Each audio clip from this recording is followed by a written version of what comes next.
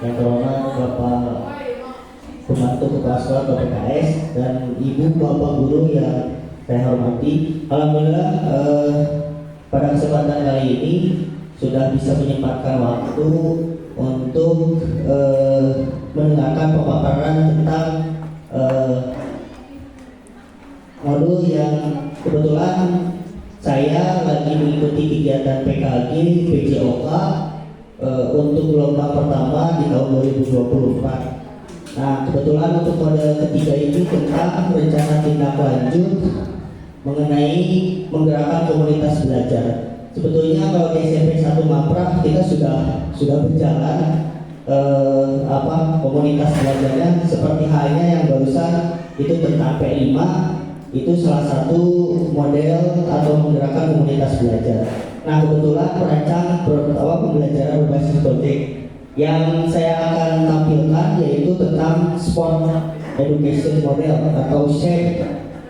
Yang akan ditampilkan itu tentang turnamen futsal antar kelas se SMP 1 Maprah.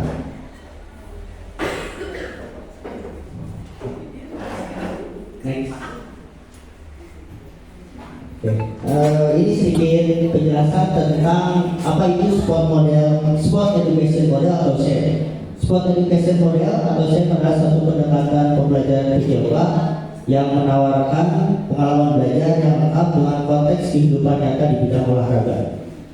Model ini diberikan kepada peserta didik untuk mempelajari keterampilan taktik, strategi atau peraturan permainan, serta mempunyai tanggung jawab sosial melalui peserta didik dapat mengeksplorasi berbagai peran seperti pemain, pelatih, manajer, wasit, penonton, bahkan lebih luas lagi menjadi penganalisis pertandingan dan jurnalis dan tujuan yang diharapkan untuk kegiatan ini melalui pembelajaran SED.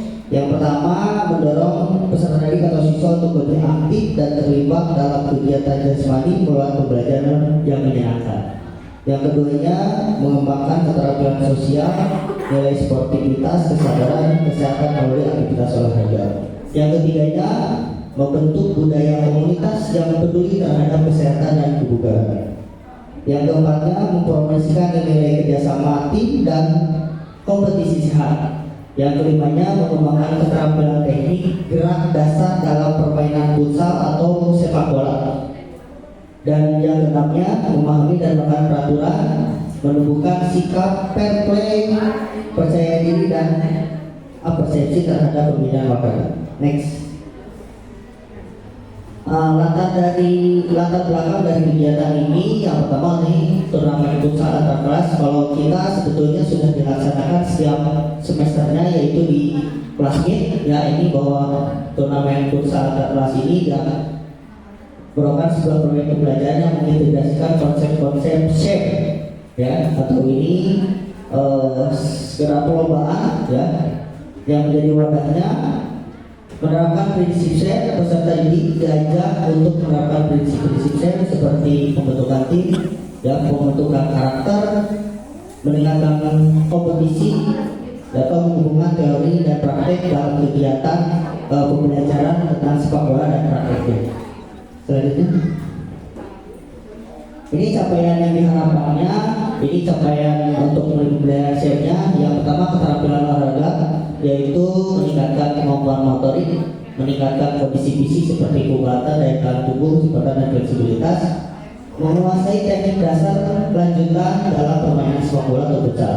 Keterampilan sosialnya, bekerjasama dengan tim secara efektif, mengkomunikasikan ide dan gagasan dengan jelas, menghargai perbedaan pendapat dan keragaman. Terus yang selanjutnya, keterampilan kognitif, menganalisis memecahkan suatu permasalahan, mengevaluasi kinerja, mengambil keputusan.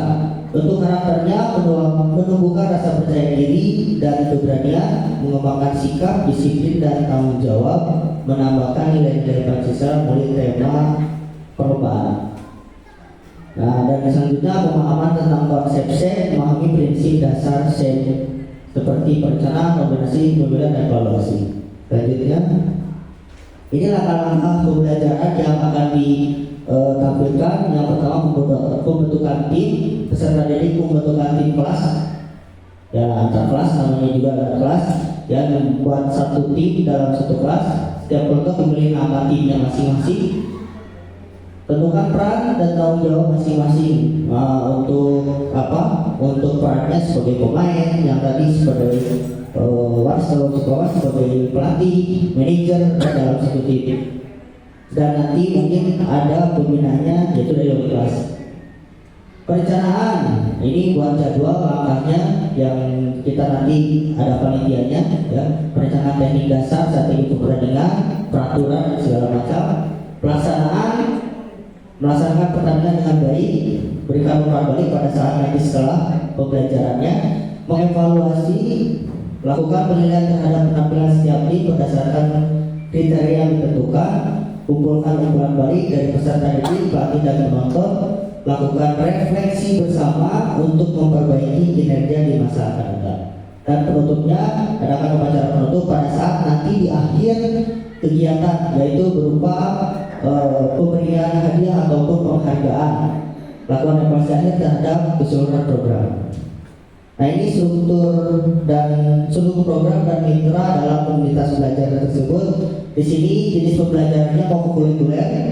Siswa yang dilibatkan adalah kelas 7 sampai ke kelas 9. Ini putra dan putri, direncanakan ada putra dan putri ya untuk turnamennya. Dan waktu kegiatannya akan dilaksanakan di akhir semester 1 tanggal 10 sampai tanggal 13 Desember 2024. Nah, untuk penanggung jawabnya yaitu sebagai kepala sekolah sebagai penanggung jawab. Nah, ini komunitas belajar semuanya menjadi lokomotif atau fasilitatornya adalah guru mapel PJOK, mapel yang dilibatkan dalam proyek ini yaitu mapel informatika. Ini sebagai perannya sebagai publikasi nantinya, ya. Terus mapel bahasa Indonesia, matematika, dan mitra dengan wali kelas sebagai koordinator sebagai dengan masing-masing kelas. Nah, ini pernyataan tentang kepastian yang dimiliki siswa. Ini ada asetnya. Yang pertama aset manusia, ada kepala sekolah, ada guru, ada tenaga kependidikan sesuai dengan kualifikasi hidupnya. Aset finansialnya kita bisa menggunakan dana bos yang sudah dialokasikan. Yang ketiganya ini ada organisasi siswa ya yang bisa dilibatkan nanti jadi kepanitiaan. Yang keempat ini ada sarana dan prasarana, ada ruang lab, ada multimedia, dan ini yang sebagai untuk mendokumentasikan. Dan yang sarana prasarananya seperti lapangan, bola, ya peralatan yang lainnya itu bisa kita manfaatkan. Ini rencana dan evaluasi ini dalam implementasi pembelajaran SEM. Yang pertama ada evaluasinya ya, tujuan pembelajaran meninjau keterpaian tujuan pembelajaran yang SEM. Umpan balik dari siswa yakni dengan menggunakan pendapat peserta didik dari hasil refleksi. Refleksi guru terhadap perencanaan, pelaksanaan kegiatan dan pengelolaan SEM. Yang keempat, evaluasi kinerja tim. Yang kelima, evaluasi manajemen kelas mengenai keaktifan peserta dalam pembelajaran SEM. Ini bisa nanti diinginkan dengan wali kelas juga sama.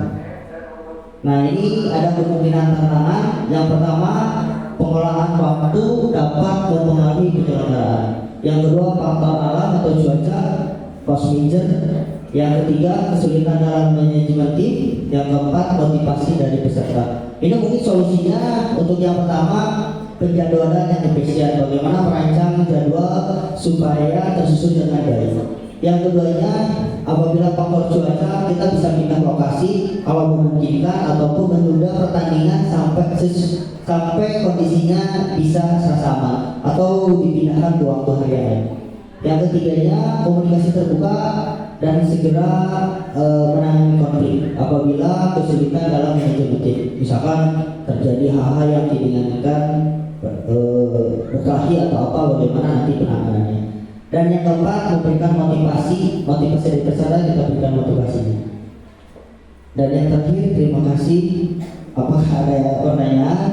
Siapa tahu dari ibu bapak yang mau menanyakan tentang konsep yang kami tawarkan. Kebetulan ini akan dilaksanakan pada saat kelas meet nanti.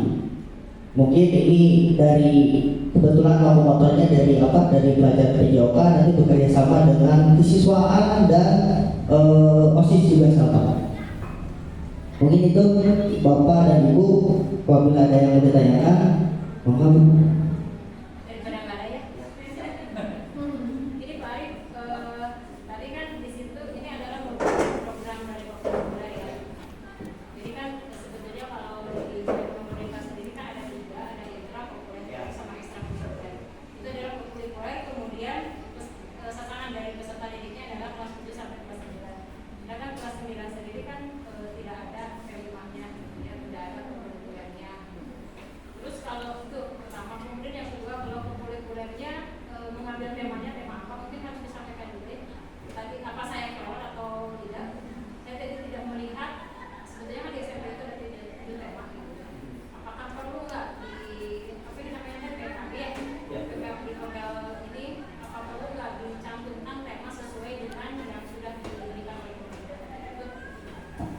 Terima kasih Bu atas pertanyaannya. Untuk kebetulan karena memang untuk turnamen ini kita melibatkan semua tingkatan atau jenjang, walaupun kelas 9 ini tidak masuk ke kurikulum mereka, karena kita mengambil bentuknya dari untuk model pembelajarannya itu dengan model pembelajaran SEM atau Sport Education Model. Dalam artian Sport Education Model itu semua peserta didik terlibat dalam suatu kegiatan turnamen, seperti halnya turnamen. Jadi mereka itu punya peran masing-masing ya, antara tadi jadi peserta ya dalam satu kelas itu manajemen suatu kelas itu supaya semuanya lebih aktif ya, walaupun kita di sekolah kita hanya kelas 7 dan kelas 8 yang mengikuti kurikulum merdeka, tapi kelas 9 awalnya memang kita juga sama berencananya di kelas 7 dan 8. Terkadang kelas 9 juga suka dilibatkan karena ini dipakainya seperti classmate gitu. Jadi classmate kalau takut bahasanya itu disisihkan gitu. Jadi tetap sasarannya tetap di 78, cuma kelas 9 itu dilibatkan secara terpisah, walaupun nanti tingkatan pertandingannya disesuaikan dengan per kelasnya masing-masing. Nah itu yang pertama. Yang kedua, untuk temanya kurikuler kebetulan yang tadi seperti halnya bangun jiwa raga itu mungkin itu masuk ke dalam tema di proyek ini. Mungkin itu Bu yang bisa saya sampaikan. Ada lagi yang mau bertanya atau cukup? Cukup Bu. Terima kasih kepada Ibu dan Bapak yang sudah